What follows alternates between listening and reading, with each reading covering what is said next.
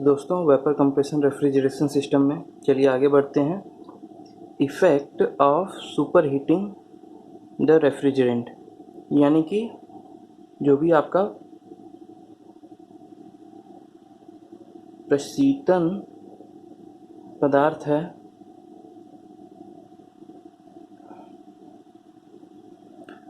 को अति ताप पर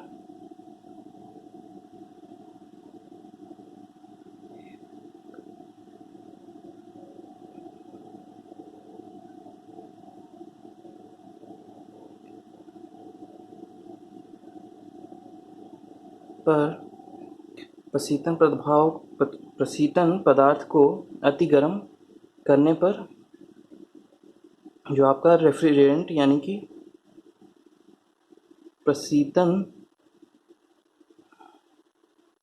निकाय है उस पर प्रभाव क्या पड़ता है। तो चलिए इसको देखते हैं। तो इसको समझने के लिए सबसे पहले हमें ये देखना होगा कि ड्राई रेफ्रिजरेंट क्या होता है। अगर मैं ड्राई रेफ्रिजरेंट कहता हूँ या फिर वेट रेफ्रिजरेंट कहता हूँ,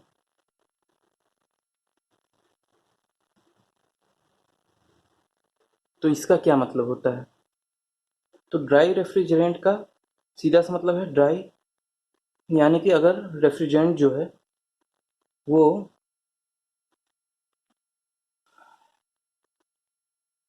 आपका लिक्विड जोन में है, यानी कि वाटर, यानी कि लिक्विड प्लस वेपर, इसका अगर मिक्सचर है,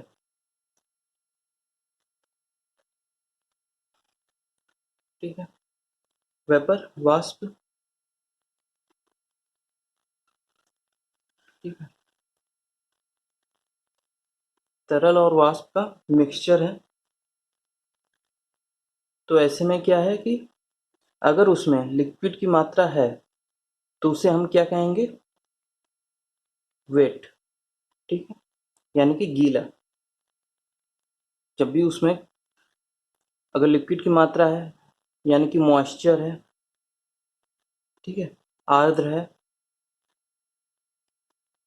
यानी कि उसमें क्या है आपका लिक्विड की मात्रा है, तो ऐसे में वो क्या होगा, वेट होगा, वेट रेफ्रिजरेंट की कैटेगरी में आ जाएगा वो।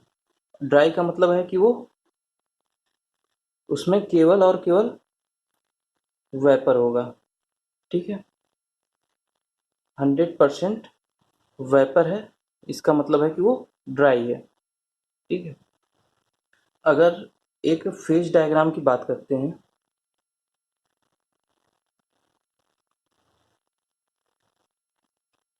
तो फेज डायग्राम में कुछ इस तरीके से रहता है। अगर टीएस डायग्राम की बात करें, ये इस तरीके से होता है। कोई प्रेशर है, मान लेते हैं कोई प्रेशर P1 है, तो उस पर इस तरीके से कांस्टेंट प्रेशर लाइन बनती है,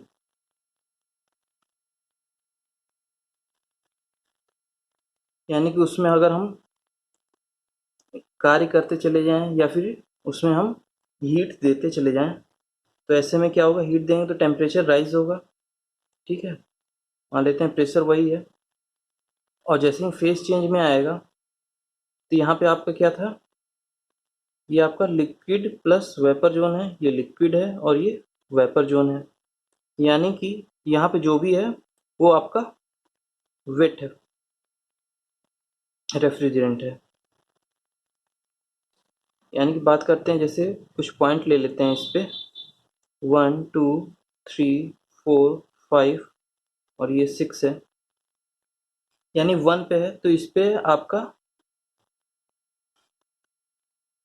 लिक्विड की मात्रा ज़्यादा होगी, ठीक है। जैसे और हीट देंगे तो लिक्विड वेपर में कन्वर्ट होगा, फिर और हीट देंगे तो और वेपर में कन्वर्ट होगा, फिर और वेपर में कन्वर्ट होगा, इस तरीके से यहाँ पे 100% वेपर में कन्वर्ट हो जाएगा। तो यहाँ पे बात करते हैं कि अगर एक फ्रैक्शन यहाँ पे डिसाइड किया जाता है जिसकी लाइन जो होती है वो इस तरीके से होती है, मतलब कि एक कांस्टेंट मास वेपर का वो इस तरीके से बनता जाता है, ठीक है। ये लाइन क्या है आपका ड्राईनेस फ्रैक्शन लाइन, ठीक है, ये आपका कांस्टेंट ड्राइनेस फ्रैक्शन लाइन है। यानी कि यहाँ पे हम बात करें ड्राइनेस फ्रैक्शन क्या होता है,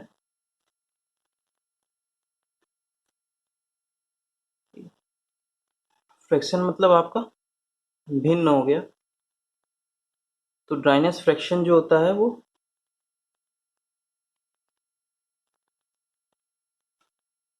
वेपर का mass divided by total mass वहाँ पे रेफ्रिजरेंट का अवेलेबल कितना है, यानी कि मास वेपर का प्लस लिक्विड का, टोटल मास तो यही अवेलेबल होगा और उसमें आपका वेपर की मात्रा कितनी है, ठीक है। यानी कि ये आपका है मास ऑफ वेपर और ये है आपका मास ऑफ लिक्विड। तो यानी कि अब अगर हम ये कहते हैं कि 100% है, यानी कि उसमें लिक्विड की अगर 100% वेपर है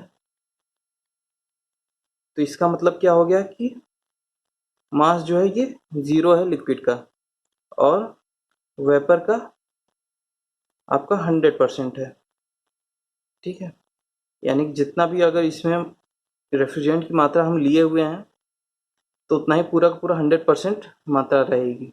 अगर हमने 5 ग्राम का लिया हुआ है तो यानी कि 100% वेपर का मतलब है कि वेपर 5 ग्राम है और लिक्विड की मात्रा बिल्कुल नहीं है, तो ऐसे में ये क्या हो गया, ड्राई रेफ्रिजरेंट हो गया, ठीक है। तो सुपर हीट जब करते हैं तो सुपर हीट क्या है, वो ये जोन है, ये आपका सुपर हीट जोन है। तो ऐसे में क्या है, यहाँ पे 100% वेपर होगा, बस उसका टेम्परेचर और बढ़ता चला जाएगा। यहाँ पे वेपर मान लेते हैं अगर 100 डिग्री सेल्सियस पे है तो यहाँ पे आपका 120, 200, इस तरीके से 500 डिग्री सेल्सियस, ठीक है। इस तरीके से आपका टेम्परेचर बढ़ता जाएगा वेपर का, वो आपका सुपर हीटेड जोन है। तो ऐसे में इसकी साइकिल भी आपको बताई हुई है, तो उस साइकिल को एक बार देख लीजिएगा। तो उसमें हम आगे बढ़ते हैं।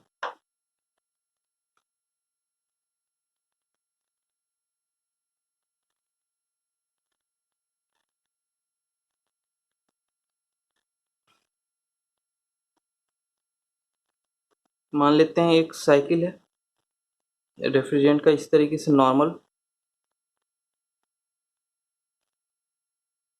जो कि आपका शुरुआत में सेचुरेशन लाइन पे ही है।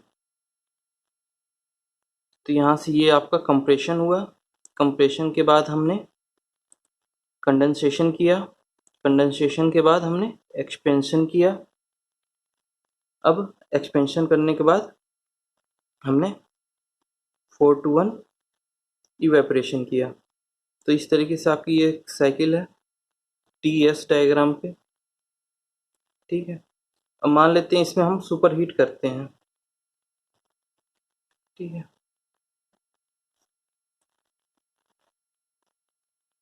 मतलब कि आपकी जो ये साइकिल है जो इनिशियल वाली है,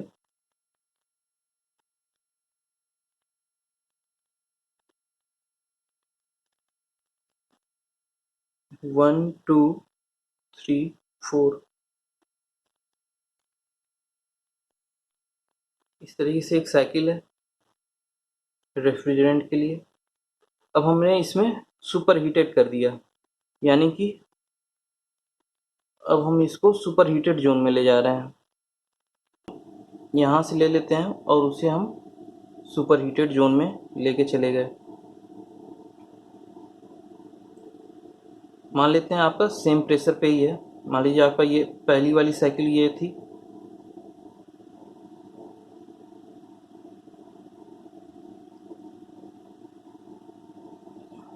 इस तरीके से थी आपकी 1 2 3 4, इस तरीके से आपकी ये प्राइमरी साइकिल थी जो हमने पहले इस पे रन कराया रेफ्रिजरेंट को, अब हमने मॉडिफाई किया, उसको सुपर हीटेड जोन में ही लेके जा रहे हैं। यानी हमने यहाँ से स्टार्ट किया है और यहाँ से ही हम अब सेम प्रेशर पे ही मान लीजिए हम इसे कंडेंसेट कर रहे हैं, तो क्या होगा, इस तरीके से होगा। ठीक है, तो कंडेंसेट हो गया, बाकी सारी की सारी साइकिल उसी तरीके से चल रही है। बस हमने अंतर ये किया कि इसे सुपर हीटेड जोन में लेके गए हैं। यानी कि मान लेते हैं नया आपका रनिंग साइकिल जो है वो 1 2 आपका ये वही है 0.34। ठीक है, चलिए मान लेते हैं यहाँ पे 3 और ये 4 है। तब ये नई साइकिल हो गई 1 2 3 4। अब ये क्या है, यहाँ पे आपका ये सुपर हीटेड जोन है।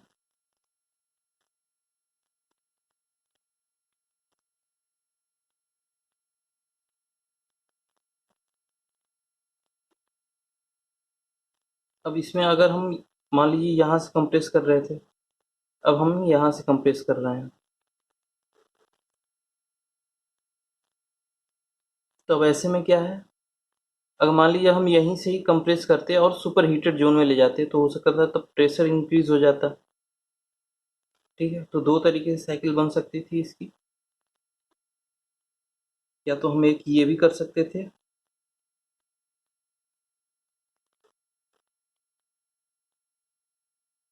कि ऐसे ही साइकिल चल रही है, मान लीजिए हमने प्रेशर यहीं से इस्तेमाल किया,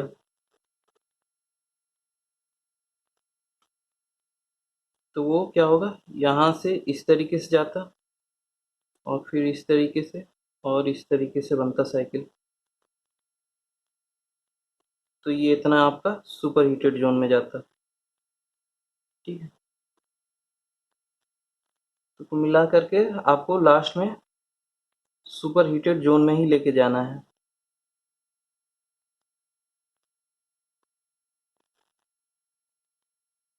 तो इस तरीके से ये आपकी वेरिएशन बन गया। तो ऐसे में जब सुपर हीटेड जोन में लेके जा रहे हैं, ठीक है, तो हम इस साइकिल की बात करते हैं, तो इसका इफेक्ट क्या होगा, तो देखते हैं इसका इफेक्ट क्या होगा।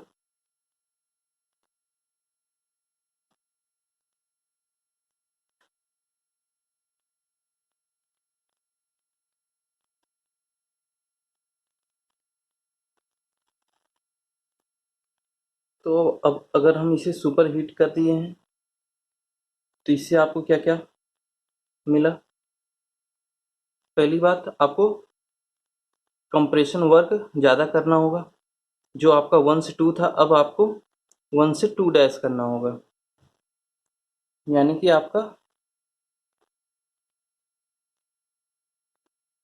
वर्क डन, ठीक है, ड्यूरिंग कंप्रेशन,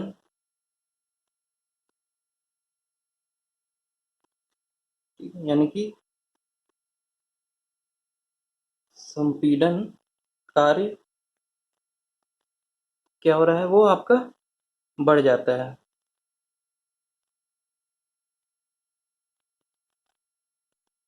अगर हम सुपर हीट करते हैं तो संपीड़न कार्य बढ़ जाता है, विल इंक्रीज, आपका वर्क डन इंक्रीज हो जाएगा। और क्या है, देखिए अगर हम यहाँ पे थे तो यहाँ पे आपका मान लीजिए अगर ये साइकिल और अंदर होती तो ऐसे में क्या होता, ये वेट वेपर रीजन में जाता। लेकिन अगर सुपर हीट कर दे हैं तो ये क्या हो गया, ड्राई,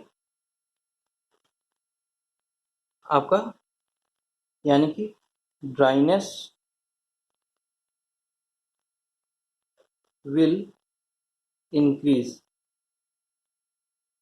यानी कि यहाँ पे क्या होगा, आपका ड्राइनेस अब इंक्रीज हो जाएगा, जब सुपर हीटर ले जाएंगे तो 100% ड्राई हो गया, तो ऐसे में क्या होगा, ड्राइनेस जो होगा वो इंक्रीज हो जाएगा, या फिर ये भी कह सकते हैं ड्राइनेस फ्रैक्शन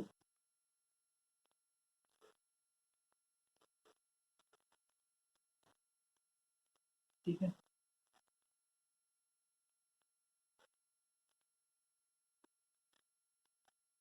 यानी कि ये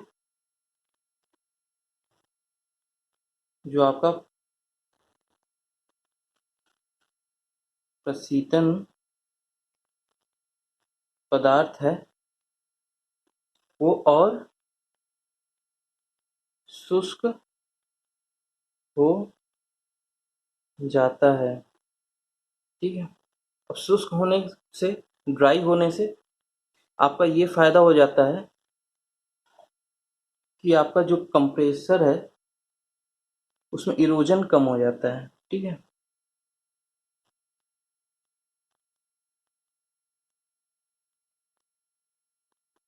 इरोजन ऑफ प्लेट्स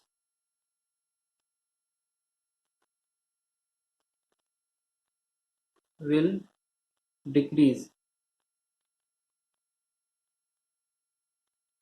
ठीक है। जो भी आपका क्षरण हो रहा है, ठीक है, जो भी आपका ब्लेड है, कंप्रेसर में जो ब्लेड लगे हुए हैं, ठीक है,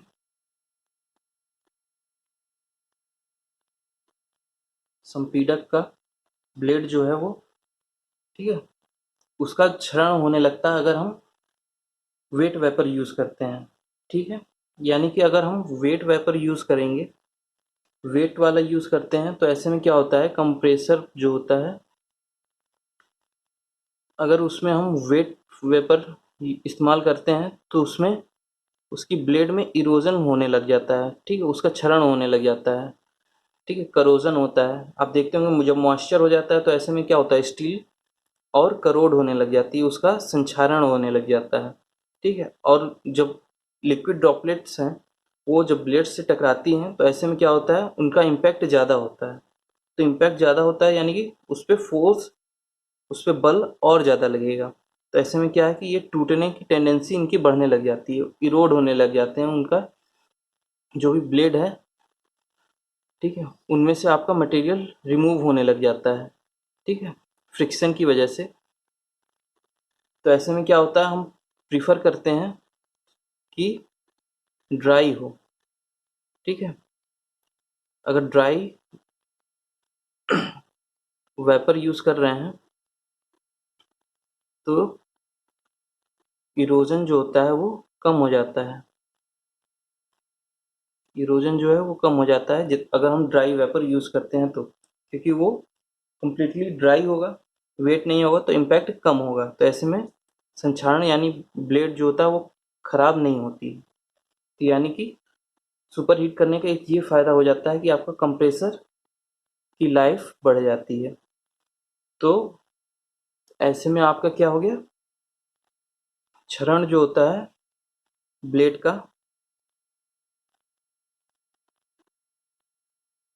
कम हो जाता है। ठीक है।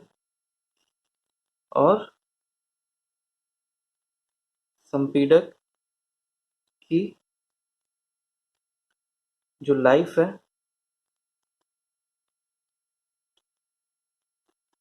बढ़ जाती है। ठीक है। यानी लाइफ ऑफ कंप्रेसर ये क्या होता है आपका, बढ़ जाएगा अगर हम सुपर हीटेड इस्तेमाल करते हैं तो आपको एक पॉइंट ये मिल गया कि वर्क डन जो है वो बढ़ जाएगा, जाहिर सी बात है। ड्राइनेस, ठीक है, जितना सुपर हीट करेंगे उतना ही ड्राई होता जाएगा। तो अब नेक्स्ट बात कर लेते हैं रेफ्रिजरेशन इफेक्ट।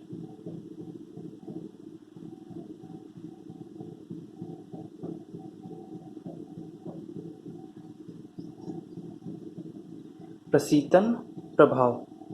तो प्रशीतन प्रभाव वो हो सकता है कि और बढ़ जाए अगर हम उसी कंप्रेशन लेवल पे स्टार्ट करते हैं, पॉइंट पे, जैसे 1 पे ही अगर स्टार्ट करें तो हो सकता है प्रशीतन प्रभाव पे असर ना पड़े। तो रेफ्रिजरेशन इफेक्ट में और may not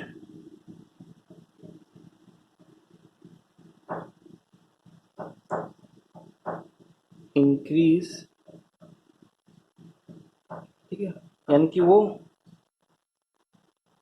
हो सकता है या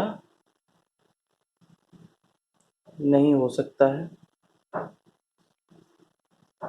ठीक है, यानी कि वो बढ़ सकता है या फिर नहीं बढ़ सकता है।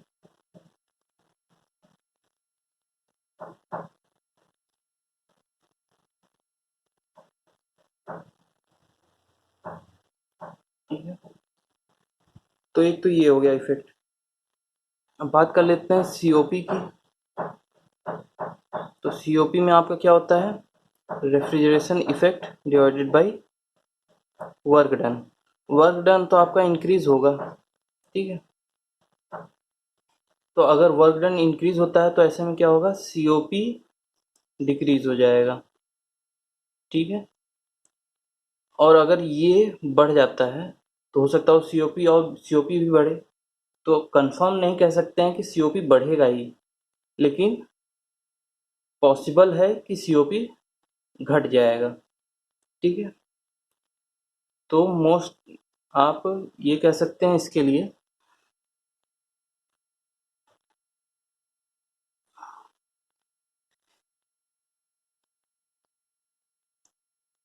सीओपी जो है वो मोस्ट प्रोबेबली विल डिक्रीज, ठीक है, यानी कि संभवतः सीओपी कम हो जाए, ठीक है। हो सकता है कि सीओपी कम हो जाए, या फिर हो सकता हो किसी केस में कि अगर इसे हम ज़्यादा इधर लेके जा रहे हैं तो ऐसे में रेफ्रिजरेशन इफेक्ट बढ़ सकता है। तो ऐसे में क्या हो सकता है, सीओपी बढ़ सकता है। तो कंफर्म हम नहीं कह सकते हैं, एक संभावना के तौर पे कह सकते हैं कि हाँ वो कम हो सकता है क्योंकि वर्क डन भी बढ़ेगा, ठीक है। संभवतः वो कम हो सकता है या अधिक भी हो सकता है, ठीक है, अगर सुपर हीटेड करते हैं तो।